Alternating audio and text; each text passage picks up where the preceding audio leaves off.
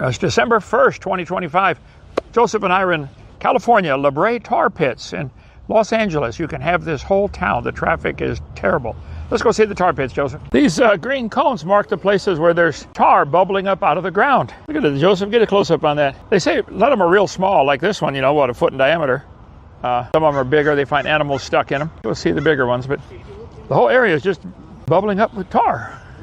Yeah, this is a pretty good-sized area here, probably 2 acres, bubbling up right still today.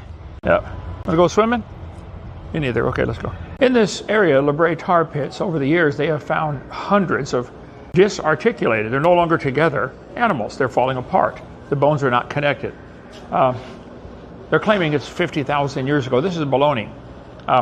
Hovind theory would be because there's more than 2 of each kind, this had to happen before the flood or during the flood. See, Noah was in that ark for over a year. He was in there for 7 months before he hit bottom. It says the ark rested in the 7th month.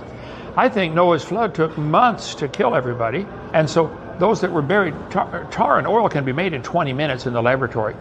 Probably some animals that died early in the flood were squeezed under pressure down below 50 or 100, 500 feet of mud.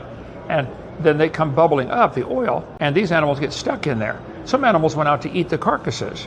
So I suspect all this happened in the first 6 months of the flood, Joseph. We'll find out. Giant ground sloths. There's sloths, I think there's 6 different kinds of sloths today. None of them this big. Something was different before the flood. Watch our video series. But the bones are not articulated, indicating they rotted and fell apart. There, California saber-toothed tiger, they're calling this thing. Quite a few saber-tooths were found here. Obviously, I would suspect that they came here looking for free food from the mammoths that are stuck in the mud, or stuck in the tar.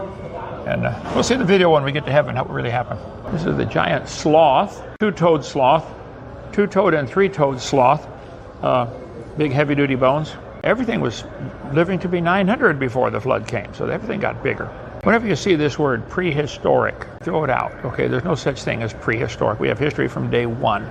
God said, let there be light. So they'd be during the flood. There are 4 different types of what we would call in the elephant kind. There's the mastodon, the mammoth, and the African elephant, and the Asian elephant. Asian elephant has small ears. African elephant has big ears. They're both still alive today. Mastodon has a different type of teeth. One of them, the teeth are flat for grinding. Mammoth, from the word mammary gland for women, is a rounded tooth, okay? That's a mammoth and mastodon, way to tell them apart. Otherwise, they're both big, huge, hairy elephants. What's it like to be trapped in tar? Ooh, hey. Need that Russian weightlifter here to do this, Joseph. Yeah. Yeah, if you stepped in one of these tar pits, you'd be really stuck. Wow. Kind of like honey. Only I wouldn't want to eat this. If my research is correct, they did find a woman's skeleton also here, stuck in the tar. So this, again, I think would have to be during the first 6 or 8 months of the flood when this is taking place. Not many human skeletons are found, period, from before the flood. I think because A, they were much bigger and they're not looking for things bigger, they're looking for things smaller. B, humans are smarter than animals. Well, some humans. And they would learn to avoid drowning until the last possible minute. So they tend to end up on top where they would rot or be scavenged rather than buried and fossilized, because they would figure out a way when they realized the flood's coming, they'd make a quick log mat or something to float on. But I think plus there were less humans to be killed. When God made the world, it was full of animals, full of plants, and only 2 people. 1,600 years later, it was still not full of people. I don't know how many there were, but all but 8 of them died. But I think it's logical to, if you believe the Bible, that there would be less humans to be killed, and they'd be smarter and end up on top, and plus bigger. Mrs. Noah's skeleton was 15 feet tall, is the estimate now. This is the lower jaw of a mammoth. We have in our museum some of the mammoth teeth like that. I'll show you when we get back. And also we have a jaw of a baby mammoth like that in our museum. Come see it at Dinosaur Adventureland. So this is a Colombian mammoth. They lived like 50,000 to 10,000 years. I would disagree with that, but okay. Or at least as far as that's what you're told to say. Yeah. As our dating goes, that's about as far as it goes. But this is a Colombian mammoth tooth. So they had 4 in their mouths, kind of like a modern elephant. Right. Very close related to an Asian elephant. So if you look at an Asian elephant tooth, it looks a lot like this. Yep. When you look at a tooth like this, what are some things that you've noticed? Well, flat grinding surface, slightly curved to match the top when they grind their food up. Probably plant eating, grind the plants up. Yeah, of course. So these are plant eaters, a lot like modern elephants. Right. But what kind of plants do you think this kind of tooth would be good for? You seem pretty knowledgeable. I'd say you can chew about anything with one of those. Chew up a car, probably. Yeah, so these are teeth that are very good for grazing, so like tough grasses and that kind of thing. So if you want a kind of tooth that's better at eating like woody plants, like leaves and things, you're probably better off looking at the mastodon. Mastodons, they have cusped teeth. They're kind of conical and sharp. Right. So they're good for shearing that plant matter off of twigs and things like that. So that's one difference that can tell us about how these animals lived. Okay. Especially since these two were about the same size, but lived together in the same place at around the same time. How many mammoths were found in the tar pits? So right now, I think we have about 30 different mammoths. Okay. I'm not so sure with the mastodons. I don't think anyone's told me how many we have, but they're more rare. And then the giant sloth, they found quite a few of those too. Yeah, so we find mostly the Harlan's ground sloth, which is all the way over there near the entrance. We also have the Shastas and the Jefferson's ground sloth, which are smaller, a little more quadrupedal. But the Harlan's is also the biggest one we have here, and we find mostly Harlan's. Yeah. Wow. Are they still digging stuff out? Yeah, we dig stuff here every day. It's an ongoing dig site. Okay, yeah. Cool. Yeah. Well, come see Dinosaur Adventureland. Yeah, awesome. Okay. I'd love to. Petrified poop, huh? Lift the lid. Giant ground sloth poop. Don't know what this one is. Short-faced bear. And let's see. American saber-toothed cat. Recycled mouse, okay. Western camel and cottontail rabbit. That's why I don't eat Reese's. I don't eat Cocoa Puffs anymore. You can see the skeleton here of a condor, California condor. The breastbone has a big rib sticking out, a ridge sticking out for the muscles to attach to. You'd almost think it was designed for flying if you didn't know better. Look at all these flying birds they find in here. They dig up fossils all the time. Brea condor, Woodward eagle skeleton, vulture, stork. Can't imagine digging out of that tar and trying to clean up the bones and stuff like that. They got to be dedicated. Fragile eagle. I think there are 60 kinds of eagles. They might have had a common ancestor called eagle. Yeah. Another kind of condor. I don't know about that one. Here when the museum was constructed about 100 years ago, but as of today, we have more than 4,000 of them. 4,000 of the wolf skulls. Of the dire wolf specimens, and they're unique. And the unique specimens that we have collected. So essentially, the skulls of the animals are the unique specimen that we do find, because there's only one of them. Like if we find a tooth, it's unfortunately not going to be the unique specimen, because we have countless teeth that go into there, similar to like the saber tooth, American lion, the Columbian mammoth. There's a lot of different specimens that go into. Do they find the whole wolf skeleton? Yes and no. So with a lot of the tar pits, when the fossils do emerge from them, essentially the earth moves, it shifts, and essentially it brings up a lot of pockets of the tar that's going to be emerging from here or anywhere around the area, and we do excavate whatever is around there. Sometimes it'll be within a small pocket, a large pocket. It's just give or take whether or not we do find these guys here, but essentially we have so many of them just because, for example, if let's say a Columbian mammoth, a baby one, gets caught inside the tar pits, it would start to cry out for its parents, and the parents would come. The parents come, they also get stuck. When they get stuck, they start crying out, they start yelling. These guys come and eat them. Exactly, they come in. Do you find scratches on the bones from these? So no, unfortunately not, because not only just the Columbian mammoths get stuck, but they get stuck too. They get stuck too. There are cases where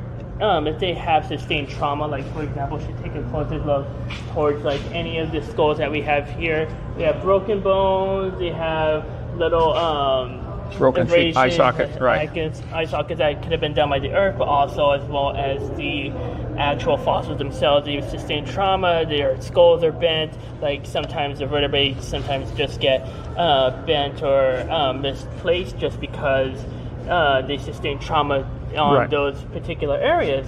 And essentially when we do have that sort of trauma, it gives us a better idea of how they adapted, how they survived, but also how they healed as well. So it just gives us a good window to not just observe one, but all of them collectively, because they have different survival methods. Sometimes they work in the pack, like we see back here with all the examples of the dire wolves, just most likely running in a pack, just because there were, I want to say apex predators, but they were definitely up there in terms of the hierarchy, just because they were competing against the saber-toothed cat, mountain lions, bobcats, but also the American lion, and I think there was another one, I think the coyote as well, just because all of them have their own preferences when it comes to hunting different types of animals. Right. But it just gives us a better idea of how we can imagine and theorize of how these guys lived back during then. Well, if you've got 6,000 of these skulls, do they sell one or loan one or put it on display at our museum?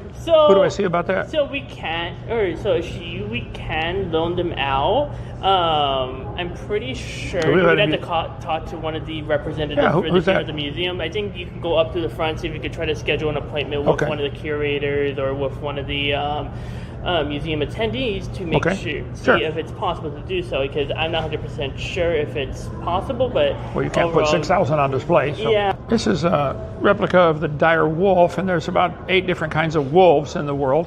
Probably had a common ancestor called a wolf. And I understand they've been working with DNA and stuff to try to bring it back. I think they claim they brought the dire wolf back. I don't know if that's a good thing to do or not, but they did it. Yeah, they find lots of tiny stuff, insects in the tar, small teeth, freshwater shells. Everything was freshwater at the time of the flood. The oceans have gradually gotten saltier since then, but I don't think Christians understand the importance of fossils to the evolutionist. This is how they justify their religion. They're doing research to support their religion. They've already started with the assumption the Earth is billions of years old. These animals lived millions of years ago. You can't get that out of their head. So if you found a fossil, if you found one of these guys walking around today, they'd say, wow, one survived for millions of years.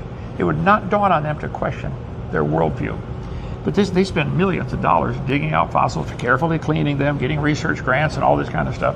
And if you write a book on it, I found a new kind of shell, wow, you'll get a PhD. I mean, piled higher and deeper is all it means. Anyway, here they are working on some bones here, cleaning them up real good. And in their mind, they're dense, but they're not. They're advancing their religion. There we go, Joseph. This is the way the bones are typically found, just a jumbled up pile. This would be a bunch of dead animals that washed in here at the time of the flood, tar bubbling up from 5 months earlier maybe, and stick them in the tar. Some of them may have died here, but so many are not articulated. The bones are not together. If they were stuck while they're living, they would be trapped and the bones would all still be lined up like they're supposed to be, called articulated. But they're not, so they must have died and been washed in here, like by the big flood. This is real close to the San Andreas fault line. Probably the Earth's crust was cracked and moving around, and going up and down, tide coming in, going out. I think we'll have to see the video in heaven, but I think the flood is the only explanation for the formation of the tar pits and the formation of all the thousands of skeletons found in them. Age bear. Hey, the giant ice age bear. Today there are 8 different kinds of bears in the world. They might have had a common ancestor called a bear. It's interesting, most things that they find fossils of are just simply bigger than we have today. Bible says they live to be 900. Maybe there's a connection there. Ow, ow, ow. Pretty cool. You guessed it, the La Brea tar pits. Seismic activity allowed the oil to make its way up to the surface through cracks in the ground, creating thin. Plants and animals started getting trapped in the asphalt about 50,000 years ago, and they've continued getting stuck ever since.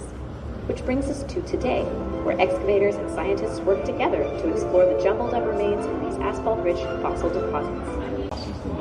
The derricks where they drill for oil. In Kilgore, Texas, they had the world's richest acre. 1 acre had 28 oil wells on 1 acre. There was so much oil down there they couldn't pump it out fast enough. Some of it seeping to the surface where the animals get stuck is common sense. Probably that oil is from the animals being buried at the beginning of the flood. The bones are all tangled up, mangled together, jumbled mess. You'd almost think they died, rotted, fell apart, got scavenged, torn apart, and then got buried, like Noah's flood would do. All right, folks, we went to see the La Brea tar pits, and that is one of many tar pits around the world. Our oil just bubbles up out of the ground, and then the lighter parts of the oil, the gasoline and kerosene, they evaporate and leaving behind a tar-like substance. They're found many places. There's 5 big ones in the world. Maybe you saw the old movie from Beverly Hillbillies. Old Jed was shooting at some food, and up through the ground come a bubbling crude oil, and he became a millionaire. Well, that happens. The oil was right on the surface. I believe since the La Brea tar pits have many mastodons, which is a big hairy elephant, that are stuck in the mud. They have dire wolves. They have saber-toothed tigers, but there's multiple. So this had to happen before the flood came, because after the flood, there's only 2 of these critters. So I believe at the beginning of the flood, or maybe before the flood, this was happening. They were getting stuck in the tar, getting eaten. Only one human skeleton's been found in La Brea tar pits, but there have been others found in other tar pits. We'll do more on it to the whole series put together in all my spare time. Hovind theory so far is La Brea tar pits and the tar pits had to form before or at the early beginning of the flood. The flood lasted a year. Lots of animals could have been buried, and they've learned how to make oil in 20 minutes in the laboratory. So it could be the beginning of the flood was the burial of these creatures. In the next couple of months, they turned to oil, because under pressure, just about anything can turn to oil. They use old tires and all kinds of turkey guts and stuff. I'll cover that in the video. So then the plates of the earth are shifting and moving around, during the flood. And so all these animals are buried and stuck in the tar. And now they're still digging them up. So that's the only reason for saying it had to be pre-flood or during the first 6 months of the flood was because they find more than two. After the flood, there would only be two. We'll talk more about that when we get the series together. Come down and visit us at Dinosaur Adventureland. We'd love to have you.